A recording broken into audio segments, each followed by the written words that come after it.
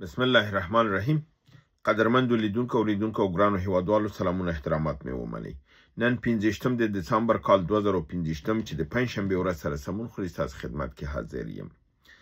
د نن ورځې دا دویمه برنامه ده. اوله برنامه د سیمایزه نړیوال او د خیبر پښتونخوا په بریدونو باندې و.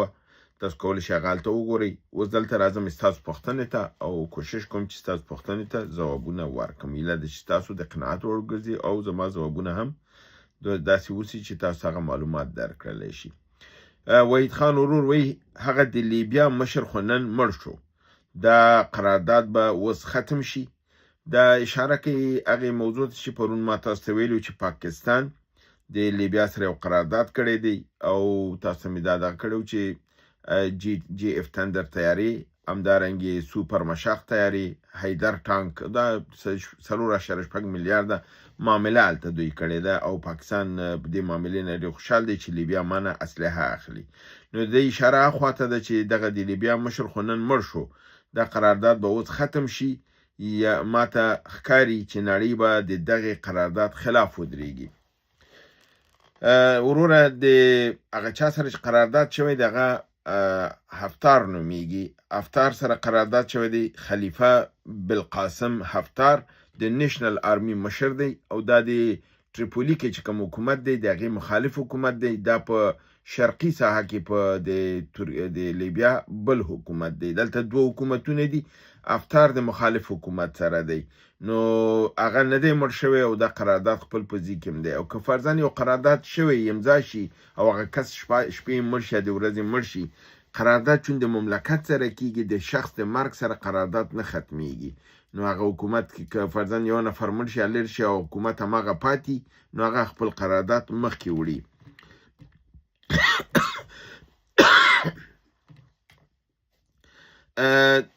دا خبره ستاسو صحیح ده چې امریکا چې ده د ګورنمنت آف نیشنل یونیټي، هلته دوه حکومت دي. ګورنمنت آف نیشنل یونیټي د اتحاد د ملي حکومت دی چې تریپولی کې دی او د هغې صدر اعظم محمد علي احمد الحداد دی. او په ایست کې چې کوم حکومت دی هغه ګورنمنت آف نیشنل سټیبلیټي دی، یعنی د استقامت او د ثبات حکومت دی چې په هغې کې همدا خلیفه بالقاسم حفتار پکې دی. د هغې صدر اعظم چې دی د هغې نوم اسامه حماد دی. نو دلته دا دواړه حکومتونه دي. بیا فرق دا دی چې دا د نیشنل یونیټي حکومت چې دی دا د نړۍ په رسمیت پېژندلی ملل متحد کې د امریکا ورسره دغه لري. خو دا کوم یو چې د مخالف دی چې حفتار پکې دی، دا بیا مصر، عربي امارات متحده او روسیه د سره ولاړ دي. دا په دې باندې مې دا مثال تاسو راوړه چې که فرضاً دی کې دا اختلاف وی چې پاکستان ولې دلته لاړه، د امریکا خلاف مسله ده، نو امریکا به کومه ستونزه جوړه کړي. نو که ایجپت او متحده عربي امارات مخالف حکومت تاییدوي، معنی دا ده چې امریکا دواړو غاړو سره ده، هم هغه حکومت سره ده هم دې حکومت سره ده. بنان په داسې حالت چې مصر هم چې د امریکې لاسپوڅی دی، یونایتد عرب امارات هم دی او روسیه خو خپل مستقل دی. نو که دی دې غاړه یي په حساب د نیشنل سټیبلیټي حکومت سره یي، د حفتار د ډلې سره یي، ځکه حفتار د دې ډلې رئیس دی نظامي دی. هلته چې کوم رئیس نظامي مړ شوی دی په جهاز کې 7 تنه نورو سره، هغه د تریپولی د حکومت دغه وژل شوی دی. د شرقي حکومت چې کوم یو کې حفتار دی او مشر اسامه حماد دی، هغه نه دی وژل شوی، هغې خپل قرارداد چې کړی دی. نو دلته دا ښکاري چې د امریکې شاباش پکې موجود دی د دواړو نظامونو کې. د لپاره په امریکا خو چون استخباراتو کې هلته لاس لري او خبرې کوي، د استخباراتو نه کلیرنس ورته ورکړل شوی دی چې دا تریپولي ته تللی دی، هلته معامله یې کړې ده، قرارداد یې کړی، خوشحاله راغلی. په دې بابت کې به دوی ته کوم ستونزه نه جوړېږي ځکه چې د دواړو لوبو کې د امریکې لاس دی. حبیب الله احمدزی ورور وایي چې د پاکستان علماو ناسته په کراچۍ کې د ټرمپ لپاره یو پلمه ده چې پراخ لاس افغانستان کې غواړي پاکستان، او د ده لپاره دا ډرامه جوړه کړې ده چې علماو هغه ستونزه به ښکاره کړي او امریکې نه به دغه وکړي چې زه به تا سره هلته فرضاً کومه مرسته چې کوم دلته به ما سره په افغانستان کې لوی لاس به راکوي. په عین حال کې دوی دا خبره کوي چې د دې چې د چېرته پوځ د پوځ لیږل د غزې نه ډډه وکړي پاکستان، د ده نتایج او عواقب به څه پوځ به د کوم څه مشکل سره به مخ شي. او که چېرته امریکا په دې پوه شي چې پاکستان دا لوبه شروع کړې ده د امریکې سره، په هغه صورت کې به آیا په افغانستان کې ورته لوی لاس ورکړي یا که نه کوم بله ستونزه به ورته جوړه کړي. حال دا چې امریکا غواړي چې پاکستان باید تباه شي او په لومه کې راګیر شي، نو دلته خدای د لومې نه بهر وځي او بله لوبه شروع کړې ده.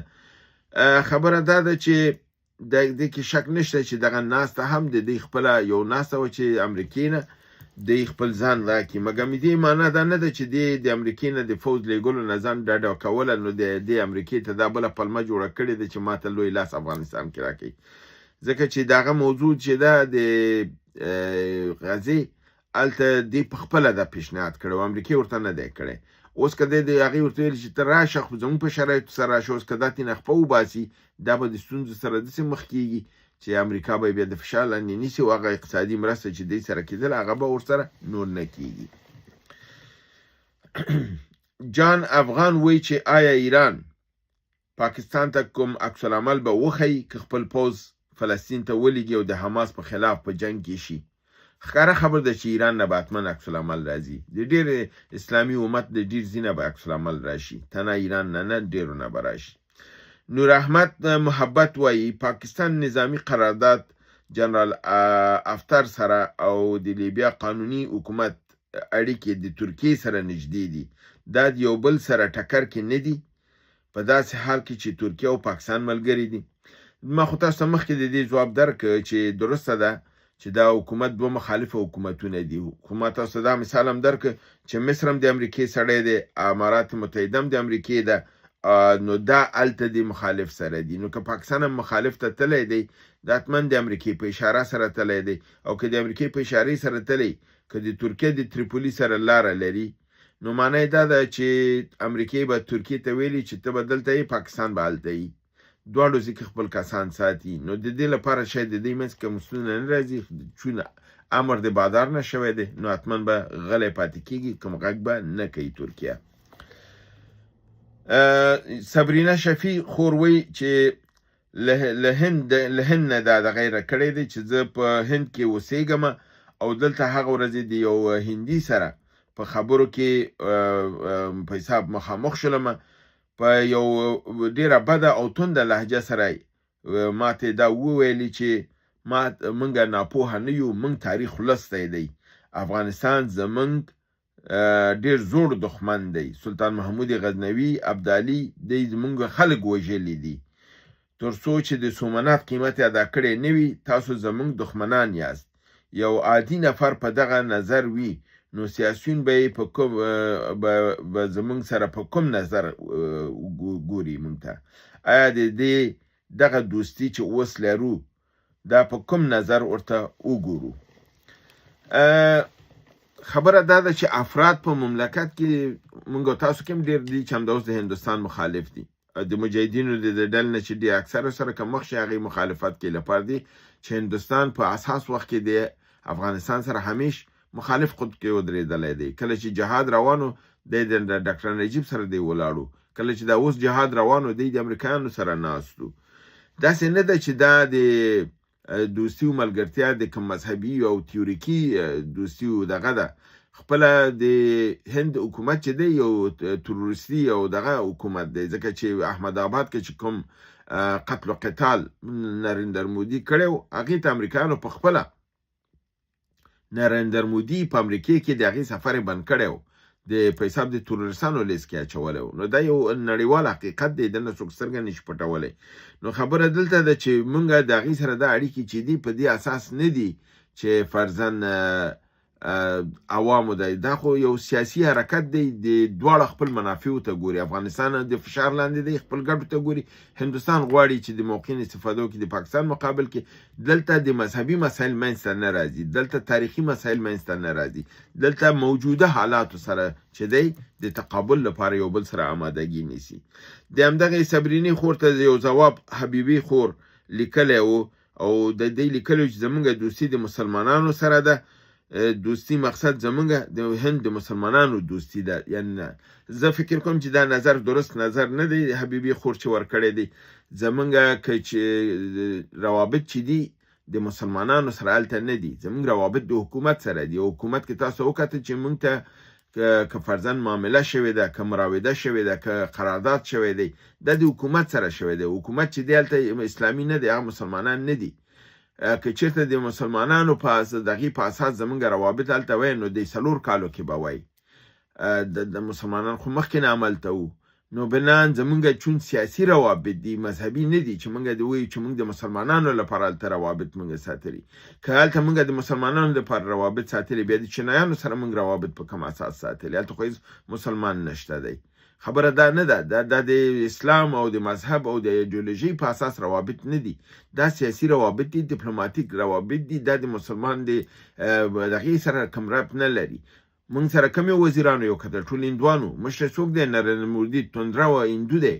نو په دې اساس باندې دا روابط سیاسي دي او د ضرورت روابط دي.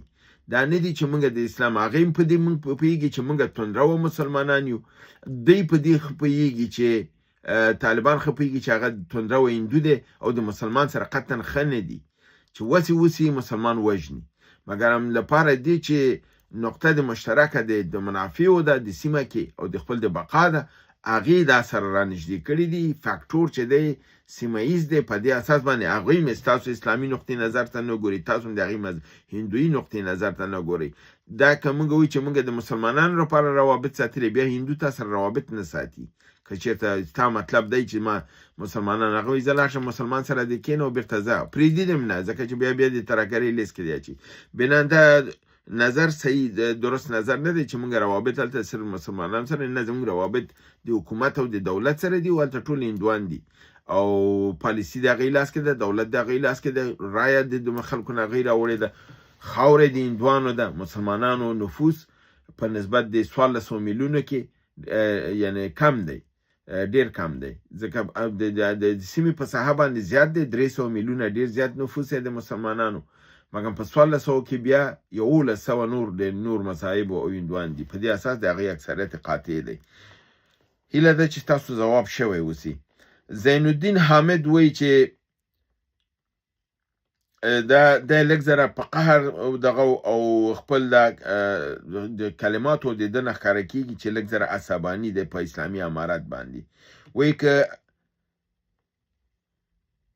د بل ور چې ما وویلې چې دی ډرون هم خپله جوړوي او میزایل یې اخیستي دي او دغه دی، نو د دې ورته اصحاب په دې دغه دی وایي چې که ورسره دي نو ولې پټوي، ولې نه راښکاره کوي چې ملت پوه شي چې موږ څه لرو او خوشحاله شي. او دا باید بیان کی، باید ښکاره خلکو ته دا وښودل شي.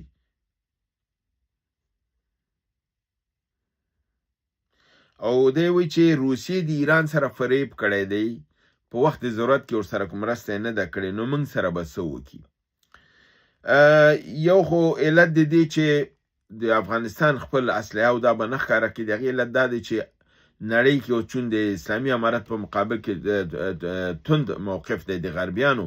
هر مملکت چې افشا شي چې هغې مرسته کړې ده، هغه بیا د غربیانو په ستونزه کې راځي. نو حتما به دی دلته دا ویلي چې موږ مرسته در سره کوو، که چین دی، که روس دی، که هند دی، کار یې وي.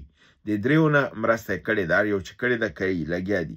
نو دا به یې ویلي چې نړیواله سطح یې مه ښکاره کوي تر څو چې روابط هم بالکل نارمل شي، بیا به موږ ومنو چې موږ دا مرسته کړې. دا یو دلیل کېدی شي. او د ایران سره روسیې دغه نه دی کړی، روسیې بالکل مرسته کړې ده، روسیې ډېره کافي مرسته کړې ده، ډېر میزایلونه او دغه ورکه تیاري ورته ورکړي دي. دغه سوخو 15 همدارنګې سوخو 50 هم پروګرام لري، همدارنګې S400 ورکړي، S300 ورکړي دي. د نور د دې محوري د خپل د سټلایټ د بیس نه استولې دي. روسیه او ایران سره ډېر نږدې اړیکې لري.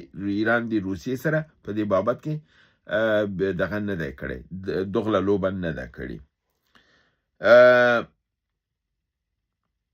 نظر حسین ورور وایي چې آیا دا رښتیا ده چې د چین د واخان موټروي جوړوي؟ پاکستان بعضې ملکونه وایي چې چین دا واخان هلته نه جوړوي بلکې د پاکستان نه جوړوي.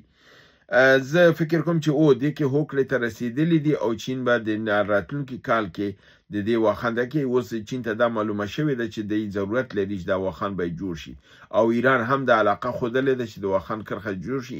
ایرانیان هم د چینایانو سره خبرې کړي دي چې دا که جوړ شي د ایران لپاره هم ډېر مسایل اسانه کیږي. نو د دې لپاره سیمه ییزه غوښتنه دا ده چې دا واخان به جوړ شي. یوازینی ملک چې مخالفت کوي هغه پاکستان دی، هند، افغانستان، منځنۍ اسیا، ایران او خپله چین د مخالفت نه لري. انشاءالله دا به جوړیږي او په ده باندې به کار شروع کیږي.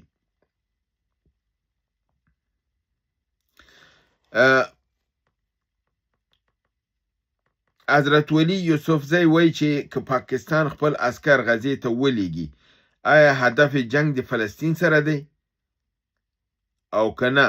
نو که بیا نو که نه دی د څه په خاطر دی هلته ځي؟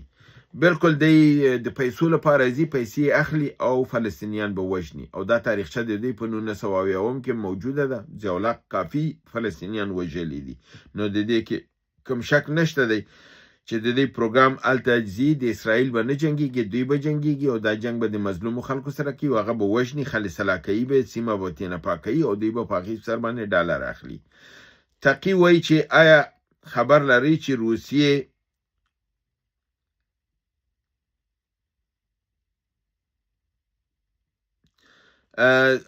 آیا تاسو خبر لرئ چې روسیه 2 میلیونه هندیان هلته راولي؟ هلته نه پوهېږم مطلب یې څه دی، یعنې روسیې ته به یې راولي.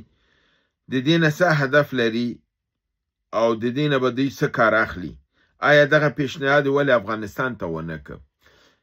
د افغانستان ته دا پیشنهاد په دې نه دی شوی چې د هندوستان سکل دغه سکل مین پاور ډېر لري، یعنی هنر د کسان ډېر لري. اروپایان هم هندیانو ته ویزه ورکوي، نور ملکونو ته نه ورکوي. امریکایان هم هندیانو ته ویزه ورکوي، لکه د دوی 1400 میلیونه نفوس دی، تعلیم سطح پکې ښه ده او ټول په انفارمیشن ټکنالوژي کې ډېر بره لاس لري. په ده لپاره د دوی نه کسان وړي، داسې لیبر وړي چې هغه د اهل د کار. افغانستان 40 میلیونه دی، 38 میلیونه د بې سواده دی او هغه 2 میلیونه نور چې دی هغه زما غوندې په آی ټي او په لپټاپ باندې سم نه پوهېږي. نو د هغې نه ته څه شی جوړوې؟ نو تا نه څنګه کسان وغواړي؟ د هند په 1400 میلیونه کې 2 میلیونه چې هم نه دی، داسې لکه 2 کسه چې ورکوي. د دې لپاره دی د هند نه کس غواړي، ځکه د هند کسان امریکې کې، انګلستان کې، اروپا کې ټول ځای کې ورته ډیماند زیات دی لپاره دی چې سکل والا دي. حتی په عربي ملکونو کې هم د پاکستان په نسبت د هندیانو نفوس زیات دی. نو هیله ده چې تاسو پوښتنې ځواب مې درکړی. تر بلې برنامې چې تاسو حضور ته حاضرېږم، تاسو په لوی پروردګار سپارم. وما علینا الا البلاغ.